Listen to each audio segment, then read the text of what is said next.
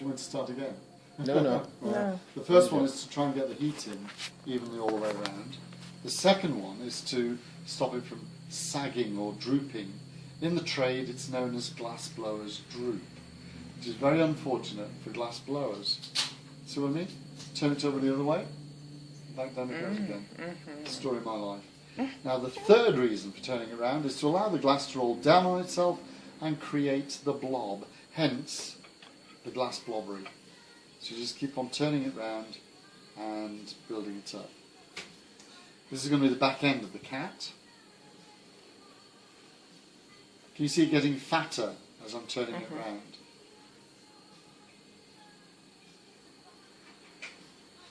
So we're just building up that bulk. Once we've got the bulk to the right size, I'm going to squidge it, and 4 squidges equals a squodge. Okay? You're getting all the technical language now.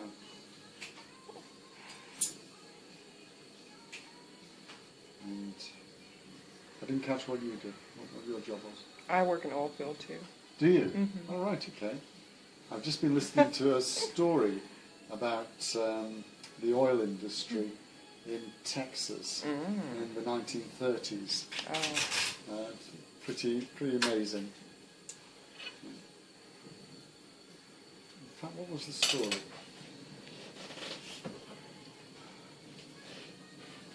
Wayfaring stranger. And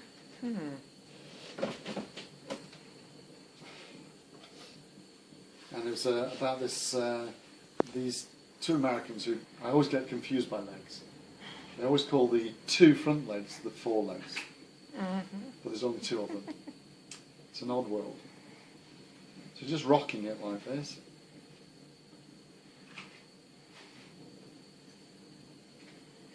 And pulling it out. My son did did his extended essay on predicting oil flows and usage when he was at uni. So just pushing that down, put it down a little bit. Now we're on to the back legs. I'm going to give it 2, because if I only gave him 1, he'd be hopping mad. Did you hear that squealy noise? That squealy noise is me being a lazy blobber.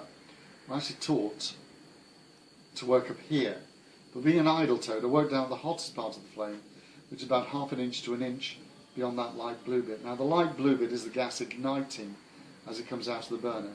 Inside the light blue bit is unburnt gas, and the unburnt gas brushes against the glass, putting that noise.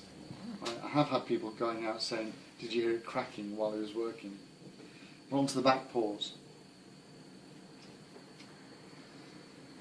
It's about long enough for a pause, isn't it? You obviously didn't realise what an idiot you were going to see when you came in here. Let's bring this one here.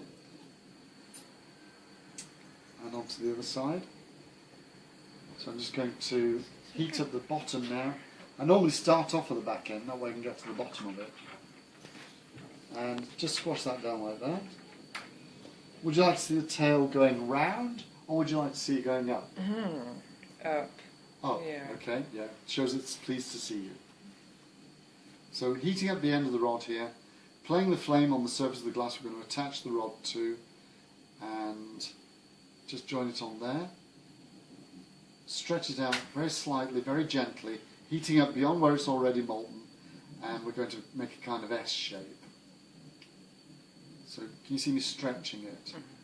And then all the way up like that. And there we are. That's now become the handle. One of the problems with working glass is it's very hot. You can't actually hold the object. When you're designing things, you've got to think in terms of handles. So I'm going to use the tail as the handle, and that means that I'm going to be able to heat up this bit here. I don't know if you can see it, but the legs look as though they're coming out and straight down. I want the legs to look as though they're coming out from underneath. So we're going to heat this bit up here, we're going to drag it that way, and that'll give us the chest, the shoulders, and also make it look as though the legs are coming out from underneath. So now that glass doesn't, the heat's not conducted down the glass. No, glass is a supercooled liquid. So when you're looking through a window, it's a bit like looking through ice. The freezing temperature of this glass is round about 600 degrees centigrade. And here we are, we're just going to pull it forward. Now, because the molecules don't normally touch, there's that gap between them, the only way the heat is transferred is by jumping the gap between the molecules. As it makes the jump, it loses all its energy. So I can hold this in the flame for as long as I want without burning my fingers. There's more heat being radiated through the air around the glass than actually down through the glass. We're on to the, we've done the chest. It's a very proud cat. It's the sort of cat that very condescendingly allows you to sit in its chair. We're on the neck. At the top of the neck, he's just having his neck pulled. At the top of the neck, we're going to do the head. Have you heard people speaking Welsh? Not very much. Not very much, okay. Would you mind a Welsh lesson while you're here?